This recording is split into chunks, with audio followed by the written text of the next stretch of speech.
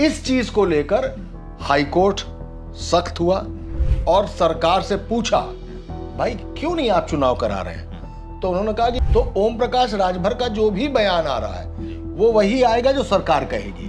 तो ऐसा क्यों कर रही है सरकार? ऐसा क्यों पंचायत के चुनाव में देरी हो रही है? तो सरकार खुद नहीं चाहती कि हम ऐसे मौके पर चुनाव ना होने देंगे।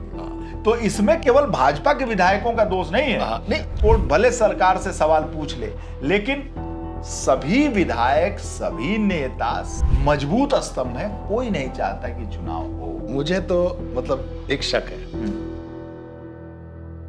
पंचायत चुनाव को लेकर विपक्ष पहले से ही खफा था। अब हाईकोर्ट ने भी सरकार से पूछ लिया है कि आखिर कब कराएंगे चुनाव मेरे सरकार? बिल्कुल सही है, क्योंकि मई में ही कार्यकाल खत्म हो गया था ग्राम प्रधानों का, और ऐतिहासिक तौर पर ऐसा कभी नहीं हुआ, कभी भी नहीं हुआ, मतलब जब से देश आजाद है तब से नहीं हुआ। ग्राम प्रधानों को पहली बार प्रशासक नियुक्त कर दिया गया। दर्शकों को समझाने के लिए मैं एक बात यह कह सकता हूं कि जैसे विधानसभा का चुनाव होना है 2027 में जी। तो जैसे ही नोटिफिकेशन जारी होगा चुनाव आयोग का, अधिसूचना जारी होगी, वैसे ही सरकार कार्यवाहक हो जाएगी और प्रशासक कौन हो जाएगा? खुद चुनाव आयोग। इसके बाद नई सरकार का शपथ ग्रहण कराने के बाद चुनाव आयोग का काम खत्म। तो उस दौरान सरकारी महकमा यानी चुनाव आयोग ही प्रशासक होगा। नगर निगमों के जब चुनाव होते हैं तो मेयर और सभासद होते हैं। जैसे ही उसकी अधिसूचना जारी होती है तो मेयर और सभासद तुरंत उनके अधिकार कार्यवाहक के हो जाते हैं, और जो वहां का नगर निगम का जो नगर आयुक्त होता है वो उस वक्त तक प्रशासक कहलाता है। लेकिन इतिहास में पहली बार ग्राम प्रधानों की जगह, जैसे उनका 5 साल का कार्यकाल है, 5 साल एक दिन जिस दिन आएगा उस दिन जो प्रशासक बनेगा वो सरकारी कर्मचारी अधिकारी बनेंगे, अधिकारी बनेंगे, सेक्रेटरी बनेंगे, वो बनेंगे अधिकारी, प्रशासक बनेंगे, क्योंकि तब तक प्रशासन वो संभालेंगे। लेकिन पहली बार ग्राम प्रधानों को, करीबन 58,000 ग्राम प्रधान है पूरे प्रदेश में, जिनको प्रशासक के तौर पर नियुक्त कर दिया गया। अब इस नियुक्ति को लेकर एक रिट की गई 25 मई को हाईकोर्ट में। हाईकोर्ट से उन्होंने कहा कि धारा 12 के तहत 5 साल का कार्यकाल खत्म हो चुका है, लिहाजा प्रशासक सरकारी अधिकारी होगा, सचिव होगा, वो करेगा, लेकिन प्रधानों को बनाकर व्यवस्था को गड़बड़ाया जा रहा है। इस चीज को लेकर हाईकोर्ट सख्त हुआ, याचिका का कॉग्निजेंस लिया उसने और सरकार से पूछा, भाई क्यों नहीं आप चुनाव करा रहे हैं? तो उन्होंने कहा कि भाई हमने पिछड़ा आयोग को रिपोर्ट बनाने का काम सौंपा है। पिछड़ा आयोग ने हमसे लंबा एक अवधि मांगी है, करीबन 3 महीने की, 6 महीने की, जो ये पूछ रहा है कि हम जब आपको बता देंगे कि कौन कौन सी सीटें पिछड़े में होंगी, कौन कौन सी किस्में होंगी, उसके बाद ही हम चुनाव करा पाएंगे। तो हाईकोर्ट ने कहा 10 जुलाई को बताइए आके कि चुनाव कब करा रहे हैं, और 10 जुलाई को ही पिछड़ा आयोग की रिपोर्ट हमको सौंपी है। अच्छा, इसमें ओम प्रकाश राजभर जो पंचायती राज मंत्री हैं, बार बार उनका स्टेटमेंट बदलता रहा, कंफ्यूजन की स्थिति बनी रही, आखिर उनकी भूमिका भी बहुत संदिग्ध दिखाई दे रही है। देखिए, ओम प्रकाश राजभर हैं तो सरकार का ही हिस्सा, वो खुद ये जानते हैं कि पंचायत चुनाव समय से होना चाहिए, लेकिन चूंकि वो सरकार का हिस्सा है, सरकार ने ही प्रशासक बना दिया है, सरकार ने ही ग्राम प्रधानों को सारे अधिकार दे दिए हैं, जो काम बचे हैं, जो निर्माण कार्य हैं, जो विकास के कार्य हैं, वो सारे काम इनको दे रखे, जबकि अधिकारियों को करने थे। तो ओम प्रकाश राजभर का जो भी बयान आ रहा है वो वही आएगा जो सरकार कहेगी, और सरकार जो कहेगी वो सरकार के वकीलों ने कोर्ट में कह दिया। लेकिन सरकार के वकील की बात सुनकर कोर्ट ने कहा कि 10 जुलाई को डेट बताइए कब करा रहे हैं, और 10 जुलाई को ही आप ये बताइए कि पिछड़ा आयोग की रिपोर्ट क्या है। एक चीज और दर्शकों के लिए क्लियर कर दूं, जैसे आपने देखा होगा उत्तर प्रदेश में बहुत सारे संसदीय क्षेत्र हैं, बहुत सारी विधानसभाएं हैं जी। जो आरक्षित भी होती जी। हैं, तो उनका आरक्षण पहले से तय किया जाता है और वो परसीमन के हिसाब से होता है। ऐसे ही पंचायत चुनाव में या नगर निकाय नगर निगमों के चुनाव में सीटें तय होती हैं कि फला शहर की मेयर की सीट इस बार महिला होगी, इस बार पिछड़ा होगी, इस बार अनुसूचित जाति। ऐसे ही विधायिका में विधायी चुनाव में भी होते हैं, विधानसभा में भी और लोकसभा में भी। जी। उसके लिए ये रिपोर्ट आनी है, तो सरकार को पहले से इसकी तैयारी कर लेनी चाहिए थी, नहीं कि उसके पीछे मंशा क्या है वो मैं आगे बताऊंगा आपको। आगे बताऊंगा कब? जैसे आप पूछेंगे तब आप तो क्या है आपने तो कई बार पंचायत चुनाव और सब कुछ कवर किए हैं, आप बताइए। तो ऐसा क्यों कर रही है सरकार? ऐसा क्यों पंचायत के चुनाव में देरी हो रही है? इसलिए देरी हो रही है, और मैं आपको बताऊं, केवल सरकार का दोष नहीं है। अच्छा, आप विपक्ष के नेताओं से पूछिए, विपक्ष के विधायकों से पूछिए, बोले भैया ये कौन आफत ले, हाँ, ये कौन आफत लेगा? अभी तो एक गांव में 10 प्रधान के उम्मीदवार हैं और 10 हम लोगों के पीछे पीछे घूम रहे हैं। हाँ, और जब चुनाव निर्धारित हो जाएगा हाँ, और चुनाव लड़ लेंगे तो चुनाव लड़ने वाले का किसी न किसी एक का साथ देना पड़ेगा, या नहीं देंगे तो कोई ना कोई एक प्रधान हो गया, और 10 में से एक प्रधान हो गया, बाकी 9 आपके पीछे चलना बंद कर देंगे। तो हमारे कार्यकर्ता के रूप में जो वो काम कर रहे हैं, समर्थक के रूप में काम कर रहे हैं, एक उम्मीद एक भरोसे के साथ काम कर रहे हैं कि अब विधायक जी साथ देंगे, इस बार विधायक जी पैसों देंगे, इस बार विधायक जी क्या है ना कि बाहुबल भी देंगे, कोतवालों को बोल देंगे, थानों को बोल देंगे, पाउच की भी व्यवस्था करा देंगे, बकरों कटवा देंगे। ठीक है ना, बकरा भी कटता है खूब, बकरा कटता है, रोज मटन, रोज मुर्गा, रोज पाउच, रोज देसी, रोज अंग्रेजी, इंग्लिश। इंग्लिश गंगा में कहते हैं कि रोजगार का वक्त है। हाँ, अरे ये उनके रोजगार का वक्त है कि प्रधान जी 5 साल कटिया एवरी हम ही नहीं काट लेते हैं। तो मुख्य मुद्दा ये है। हाँ।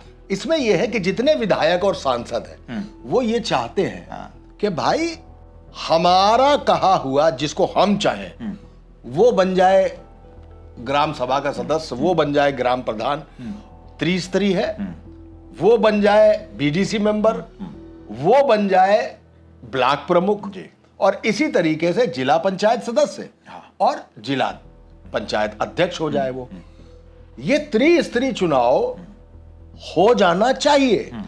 लेकिन सरकार को एक बात खासकर आला कमान को समझ में आती है कि जैसे आप हैं, आप विधायक हैं, आप चाहेंगे कि कोई घुरहू जो हमारी सेवा करते हैं वो इस बार बनेंगे ग्राम प्रधान। अब घुरहू के पीछे 25 कार्यकर्ता पतवारू भी लगे हैं, वो चाहते हैं कि हम बने। भाई हमको मिला क्या सरकार में, हमको ये चाहिए। तो क्या होगा कि एक ही पार्टी में 25 उम्मीदवार चुनाव लड़ना चाहेंगे, विधायक सांसद किसी एक को लड़ा रहा होगा। जब लड़ा रहा होगा तो ये बाकी होंगे नारे बोले तो अब इन्हीं के भरोसे जीत लो चुनाव। तो सरकार खुद नहीं चाहती कि हम ऐसे मौके पर, जबकि 2027 का चुनाव सामने खड़ा है, हम अपने ही कार्यकर्ताओं, पदाधिकारी और अपने ही वोटर सपोर्टर के बीच में नाराजगी पैदा करें। इनको पेंडिंग करो, 27 की सरकार बन जाने दो, फिर सरकार में करेंगे। और इसमें विपक्ष का भी उनको साथ है, विपक्ष का भी दबाव नहीं है। हाँ। विपक्ष के नेता भले ऊपर से कहते हो कि ये सरकार जो है पंचायत का चुनाव नहीं करा रही है, पंचायत के चुनाव से बच रही है, ओम प्रकाश राजभर जिम्मेदार हैं, योगी आदित्यनाथ जिम्मेदार हैं, लेकिन आप किसी भी, हम लोगों के तो पर्सनल संबंध है विधायकों से, विपक्ष के संबंध जो विधायक हैं उनसे कहते हैं भैया ये कौन आफत, अरे अबे पीछे पीछे घुमावे दो, जब हम लोग विधायक बन जाएंगे तो फिर चुनाव होगा, अब फिर 4 साल में सब भूल भाल जाएंगे। अभी पता चला भैया हमने तो कईयों कह दिया कि मुर्गा कटवाना बंद करो, अब दारू बंद करो, ये सब। अच्छा, कोई भी वेजिटेरियन नहीं है इसमें? वेजिटेरियन की बड़ी संख्या कम है साहब, बहुत उसकी स्थिति दयनीय हो जाती है। कहते हैं सब कि मतलब उतनी देर से चूंकि केवल कहता नहीं केवल है कि पनीर ले आओ, मुर्ग मुसल्लम पक रहा है तो देसी पक रही है। हाँ, पनीर तो मतलब किनारे एक कटोरे में बस इंतजार करता है और कि- गौवन में केका चाहिए पनीर, केका पनीर है, चाहिए, पनीर बस वह लावे दो देसी। हाँ, ले आओ देसी और ले आओ, फिर उसके बाद से फिर तो जो प्रधानिक चुनाव लड़ रहे हैं, कड़कनाथ। हाँ कड़कनाथ, उनकी हालत कड़क हो गई है। समझिए इंतजार कर रहे हो साल भर से, मतलब मुर्गा दारू सब पिलाए जा रहे हैं, खर्चा होता जा रहा है खेत बेच बेच के, और कोनो सूरत, कोनो बंबई, कोनो दुबई, कलकत्ता कमा कमा के आए हैं, चलो भैया चलो इंतजार कर रहे हैं, सब लगाए जा रहे हैं। अब विधायक कह रहे हैं ना, चुनाव ना होने देंगे। तो इसमें केवल भाजपा के विधायकों का दोष नहीं है, नहीं, जो सुभाषपा का हो, निषाद पार्टी का हो, समाजवादी हो, कांग्रेस के तो 2 ही हैं, बसपा के 1 हैं। प्रत्यक्ष नुकसान जो है वो सत्तारूढ़ को हो जाता है कि हमारे लोग न डर अब जाए। सत्तारूढ़ की संख्या ज्यादा है, हाँ। लेकिन पर्टिकुलर मामला विधायकों का है। कोई विधायक नहीं चाहता कि हमारे जो पिछलग्गू हैं, हमारे जो साथ साथ चलने वाले हैं, जो अभी टिकटार्थी हैं, जिनको जिला पंचायत सदस्य का चुनाव लड़ना है, जिनको प्रधानी लड़ना है, वो कहते रहे बीडीसी लड़ना है, जिनको ब्लॉक प्रमुख लड़ना है, ये जिंदा कहता हूं भैया, जैसे ही जीत गई है नरवा के लगाई हमारा, हमारी मांगे पूरी। हाँ, अंग्रेजों भारत छोड़ो, नारा हमारा कौन लगाएगा, अंग्रेजों भारत कौन छोड़ो। करेगा, बूथ पे लड़ाई कौन लड़ेगा। इसलिए जो पंचायत चुनाव नहीं हो रहा है, हाईकोर्ट भले सवाल खड़ा कर दे, हाईकोर्ट भले सरकार से सवाल पूछ ले, लेकिन सभी विधायक, सभी नेता, सभी जो मजबूत स्तंभ है, कोई नहीं चाहता कि चुनाव हो। मुझे तो मतलब एक शक है, एक शक ये है कि सरकार ने ऐतिहासिक रूप से लगभग 58,000 प्रधानों को प्रशासक बना दिया। प्रधानों को प्रशासक बना दिया, अधिकार सरकारी अधिकारियों को नहीं बनाया।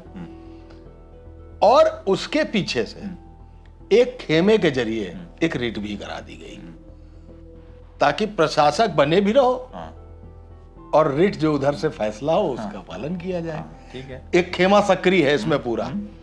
इससे क्या होगा, जो राजा त्रिशंकु की तरह नहीं बने रहते, पेंडुलम की तरह इधर उधर झूलते रहेंगे। एक मसला ये है, और दूसरा कि 10 जुलाई बड़ी अहम तारीख होने जा रही है। 10 जुलाई को तय होगा कि क्या हाई कोर्ट ये चाहेगी कि चुनाव की तारीखें सरकार घोषित कर दे और पिछड़ा आयोग अपनी तुरंत रिपोर्ट दे दे कि ये रोस्टर बनाने जा रहे हैं, ये सीटें ऐसी ऐसी होंगी।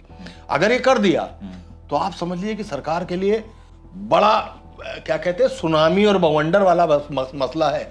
अगर आप गौर करें तो 2021 में भी ऐसी ही मसला आया था, 20 का मामला था, 21 में अचानक चुनाव कराने पड़े कोर्ट के आदेश में, और टीचरों की लगाई गई ड्यूटी। और उस समय कोरोना की दूसरी लहर बम बम कर रही, 21 में बम बम कर रही थी। सरकारी अरकारी आंकड़ों के हिसाब से 700 कुछ, विवादित आंकड़ों के हिसाब से करीबन 1100 टीचर उस ड्यूटी के दौरान मारा गया, कोरोना से मौत हो गई उनकी। कोर्ट की दखल पर इन सबको मुआवजा दिया गया, और भामस यानी भारतीय मजदूर संघ ने संघ से यह शिकायत की थी कि गलत समय पे गलत मौके पर चुनाव अपनी जिद के आगे कराए गए, लिहाजा इतने लोगों की मौत हो गई। उसको लेकर भारतीय मजदूर संघ ने जबरदस्त लिखत पढ़त कर डाली थी।